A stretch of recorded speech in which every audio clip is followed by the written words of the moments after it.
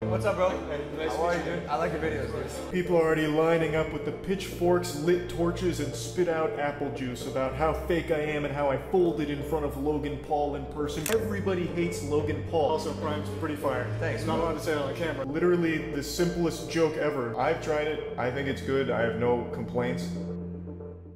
Being a part of the YouTube scene will always have its ups and downs, you know, its peaks, its valleys. You might have a MrBeast moment where your video goes absolutely viral to the point that it seems that someone on the inside of YouTube is basically your best mate, or you might have valleys in your career, like for example, a certain Team Fortress 2 incident. Oh, fuck. And I think for a lot of people that make YouTube their full-time job, that persona that they develop on camera, it can actually bleed into real life as well. Like, how do you separate the content from the content creator if they're going live on TikTok for like 20 hours a day? And this is one of the bigger questions that's came out recently, because MrBeast, if you haven't seen, and I'm very sure you have seen, because YouTube is pushing this like it's a Logan Paul YouTube Red series. Remember when Logan Paul did those like years and years ago? You know, the one that he was like in a high school, but everyone was like let evil? I think I covered it like 4 years ago. One franchise that's probably YouTube Originals' most popular is the hairline thinning, starring Logan Paul. What is the premise of this movie? What is it all about?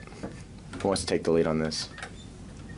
Oh, I was like, yeah. Now, one of MrBeast's most well-known challenges was Squid Games, to the point that it was that popular, Netflix actually stole the idea from MrBeast, even though he stole the idea from Squid Games. It's like a yoinking of a yoinking. It's really bizarre, but basically Netflix did their own version, and it sucked. And you know your boy, MrBeast, he treats his employees well. He's got like a whole workforce. I remember Mr. Who's the Boss, this YouTuber in the UK, like a tech YouTuber, he was doing like a tour around Jimmy's complex, and he has for his employees like the most disgustingly overpowered like military grade PCs, despite the fact that all his videos are basically in 1080p. Now, there's obviously a reason why MrBeast is on top. His pacing is incredible. You always feel involved, engaged, and if anything, he's probably going to be the sole reason why 50% of the upcoming generation are going to have attention deficit hyperactive disorder. Now, I'm talking about all of this because his biggest video, like I said, was having 50 of the biggest YouTubers compete in a Squid Game-esque competition. And in this challenge, it was basically for a YouTuber to win, and if that YouTuber wins, they get $1 million to give to their subscribers, because obviously everyone attending this show already has like well over 10 to 20 mil in the bank, so they really don't need any more money. Now, the biggest elephant in the room is, why was I not invited to be part of this challenge?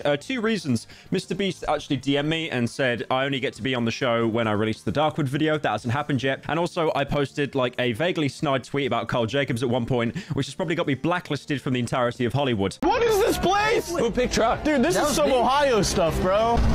Will you shut the hell up? Get the hell off! Now, to get all these YouTubers together is an amazing feat on its own, mostly because YouTubers are some of the most lazy people on the entire planet. So to get 50 of them together, especially from different niches, you've got Ludwig, Marquez Brown, Kai Cenat, Sketch, Pokimane, and spoiler alert, out of all the people to win, it was Jaden Animations, basically saying that she was going to use the money to send some of her subscribers through art school. Now, out of all the names I listed there, some of the even bigger ones are Logan Paul and, of course, your boy Moist Critical. Now, I have insane respect for Charlie, mostly because he pioneered titling videos the ex-YouTuber situation, which is an amazing way to talk about drama without getting an opinion. So you can basically just talk about something, get the bag, and then leave, and no one hates you. I swear I'm gonna get so much flack for saying that, but like, everyone's doing it. Everyone is putting situation in their title. Even I'm guilty of it as well. Now, it's pretty public knowledge that Charlie is not on the best terms with Logan Paul. He's been incredibly critical of him. Most people have, to be fair. I've probably said worse things about Logan Paul, but because I'm not as relevant as critical, I somehow get away with it. And obviously during this time, a lot of the YouTubers were filming like their own POV so they could post content onto their own channels, which is actually really clever because it's basically recycling. Like, you're leeching off MrBeast, but then you're actually giving MrBeast more attention and letting your subs know, you know, the 5 people that don't watch MrBeast, that there is a new MrBeast video. It is genius. But everyone was up in arms over this clip in a backstage recording. What's up, bro? Hey, nice How are you, dude? I like your videos, dude. I appreciate it. I know you've talked some shit, but... Everybody hates Logan Paul. Is everyone around Logan just a fucking idiot? I'm always super happy that people don't take it personally, man. I don't. Okay, I don't. Thank God. I understand I'm a and I appear to be a bro. Good to see you, bro. And also, Prime's pretty fire. Thanks, Not bro. allowed to say it on camera. I get it, bro. I get it, bro. Fuck, bro. Good luck today, right? Yeah, likewise, bro. Likewise. Now, this is like the most regular interaction on Earth. It's basically going up to like an Oblivion NPC and pressing like the interact button, and they just spout like a random line of dialogue. I hope I can help. Necromancy may be legal in Cyrodiil, but few will openly admit to practicing it now that the Mages Guild has banned it. Farewell. But despite that, people seem to go straight for Charlie's neck. And he basically had to make an entire video, you know, addressing it. I mean, first of all, he really didn't have to make that video at all. It really was just like an offhand comment that everyone seemed to has taken as like some kind of like, you know, backstabbing his own morals, sleeping with the enemy. But also I can see why he wanted to make this video, you know, to kind of like clear up the air. And also we're YouTubers, you know, we're content brains. So if you get into like a little bit of drama that will probably die off online within a week, you could easily make a video on it, squashing it yourself, and get a nice juicy bag making a video about it. I'm not saying that in a backhanded way, like he made that video just for the views. Like it's just, you know, what happens when you're a YouTuber. If I was in that same situation, I 100% would have made my own video about it. Now, he discussed 2 points: how his interaction with Logan apparently was deemed by the public incredibly fake, and more importantly, which is the thing that everyone seems to be taking away from this, what he was saying about Prime, Logan and KSI's energy drink. But he does actually manage to shoot that down by saying that, you know, he's actually gone on the record multiple times and said that he genuinely enjoys Prime. I've had it before because in the States it's not rare, it's not hard to come by. I could walk outside right now and find like an unopened pallet of Prime. So I've tried it. I think it's good. I have no complaints. And even in the 900 billion other, you know, multiverse realities where Charlie doesn't enjoy Prime, I mean, I myself don't enjoy Prime, I wouldn't just go up to Logan Paul and be like, hey, you know, your Prime, that drink sucks. Because it's like, okay, I mean, the guy probably clears like 30 million a month alone from that drink. It's like, I mean, you could say it sucks. You're not affecting the sales. And also a lot of people seem to be critical. I can't even say that word because of who I'm talking about. A lot of people were basically saying that he took so long to respond to this, but he even went on to say that the MrBeast video was recorded around a month ago, because these videos, they take ages to edit, mostly because MrBeast is now moving on to this format where he basically said himself he wants to tell a story instead of it being like, you know, just constant engagement bait. So instead of it being constant engagement bait, it is constant engagement bait, but now it'll probably cut to the camera of like someone doing small talk. And also something that hadn't been happening at the time was the lawsuit between Logan Paul and CoffeeZilla. Now, if you don't remember that, I don't blame you, because Logan Paul is basically in a new controversy every week. You know, he fell out with his mate on the podcast that I covered a fair few videos ago. But one thing that's kind of been brushed under the rug a bit is CryptoZoo. Logan has been very quiet about that, but CoffeeZilla, obviously the YouTube investigator guy, he did a full-fledged investigation into CryptoZoo, which is basically Logan Paul's NFT. It was kind of like a rip-off of Pokemon. You could buy eggs and like hatch them and stuff and then sell them for like a increased profit. And CoffeeZilla was really critical of Logan, and Logan basically just said, like, you know, I'm going to sue you because you said mean things about me. Now, as Charlie worded it himself, he basically always judged Logan's character, but he does also have the belief that, you know, people can grow, people can change. And I know that's the most generic wording on the planet. I know, like, when any YouTuber spurts out an apology, they say,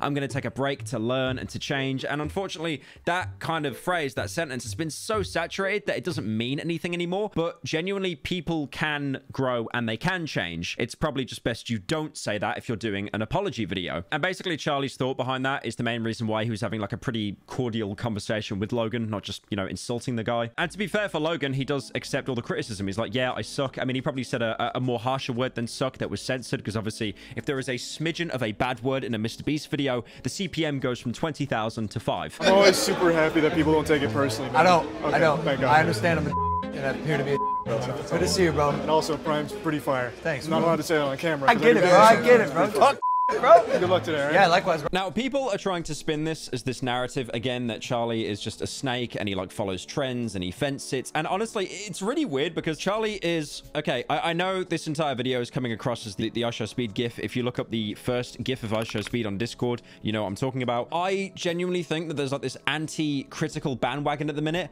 solely because he's popular. Like, I'll see, you know, people on TikTok and stuff, and they'll be, you know, just firing shots at him, saying that he's boring, he gives milquetoast takes. And then, thankfully, the top comment will usually be someone interjecting saying, wow, we're really bored, aren't we, if we're going after critical. You know, so many people online get attacked for being too outspoken or past controversies. This guy is literally being attacked for, like, being popular. Like there is nothing else he has done. That is one criticism I've seen floating around of critical. It's like, why don't you give opinions, bro? You just kind of like sit on the fence and repeat like a video you just saw. But also at the same time, I don't think people understand the Spider-Man quote, great power, great responsibility. You can't really be that. The bigger you become as a channel, the less opinions you can have. Look at the videos I would make 5, 6, 7 years ago. Jesus Christ, I hate most of them. They're cringy. I was, you know, saying edgy stuff. But now, like, because my channel's bigger, I can't say that kind of stuff anymore. I mean, it's not like I would say it anymore anyway. I've definitely changed in those fair few years. But I still think, even though Charlie is basically the biggest commentary YouTuber out there, he still definitely can be quite opinionated. But I think he also realizes that, you know, anything he says, like, you know, it's going to have some serious weight to it. Like, for example, if he's watching a video on an expose of someone,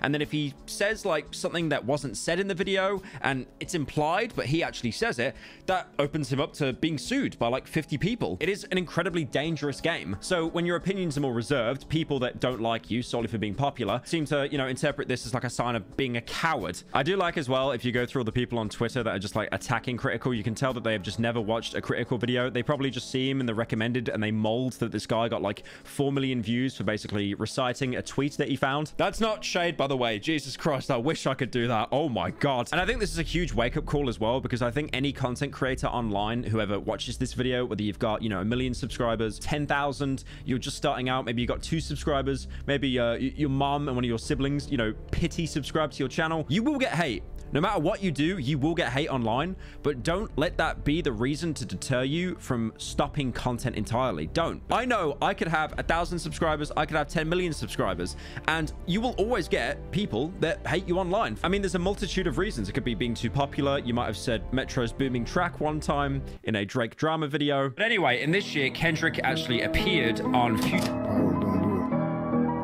Oh my God, I can't believe I did that. And don't ever let that deter you from making content, because the 0.1% of people that hate you, and it seems like it's more than that because, you know, the vocal minority can be very, very loud. You have, you know, the other 99.9% that absolutely adore your content. This is actually a technique that I've used a lot in content creation. I mean, a good example is I'm trying to grow on TikTok right now. I've only got like 100,000 followers, which in YouTube standards is having about 2 subscribers. But one thing I notice is I'll post TikToks, and the ones that, you know, kind of reach my, you know, subscriber base, the comments are positive.